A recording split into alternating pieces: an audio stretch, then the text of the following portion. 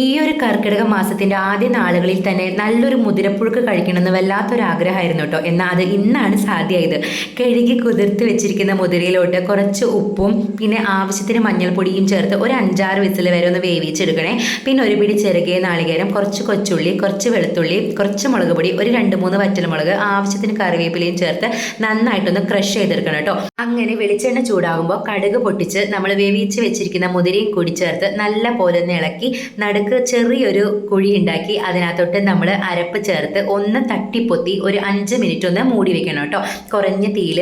അതിനുശേഷം 5 മിനിറ്റിന് ശേഷം അതൊന്ന് തുറന്ന് നോക്കി എല്ലാം കൂടി ഹൈ ഫ്ലെയിമിലൊന്ന് ഇളക്കിയെടുത്താൽ നല്ല സ്വാദിഷ്ടമായിട്ടുള്ള ഒരു മുതിരപ്പുഴുക്ക് ഇവിടെ തയ്യാറായിട്ടുണ്ട് കേട്ടോ.